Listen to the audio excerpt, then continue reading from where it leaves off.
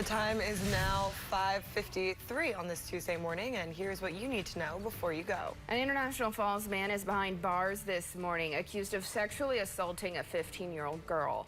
Cody Fremstad Strong is charged with 2 counts of criminal sexual conduct. Both counts are felonies. In a forensic interview with Koochiching County officials, the victim said she was drinking with her underage friends on July 16th. The victim started walking home alone and was approached by Fremstad Strong.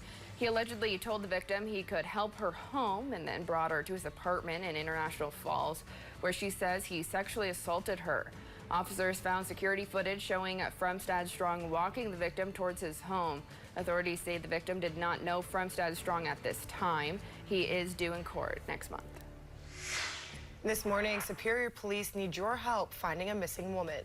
40-year-old Corinne Johansson was last seen August 5th at her apartment near Superior High School. Police say security video shows her jumping 10 feet from her unit's second-story balcony and then running off. At that time, she was wearing a dark-colored tank top, gray sweatpants, and no shoes. Family and friends are concerned for her well-being. Anyone with information should call 911. Now, a sad update this morning on the search for someone who went missing at Tedagooch State Park. Rescue teams have recovered a man's body. According to the Lake County Sheriff's Office, a man jumped off the high falls around 11 a.m. yesterday and did not resurface.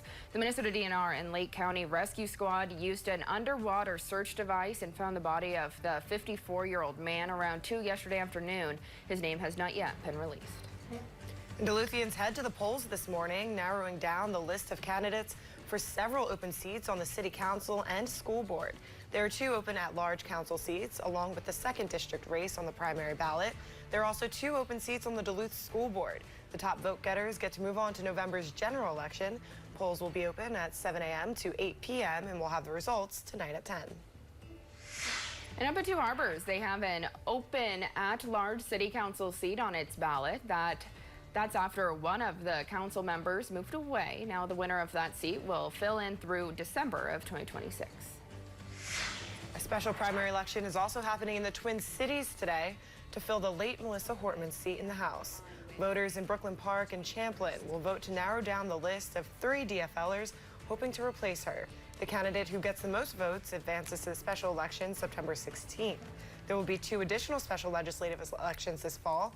One to fill the seat that belonged to late Senator Bruce Anderson, and another to fill former Senator Nicole Mitchell's role.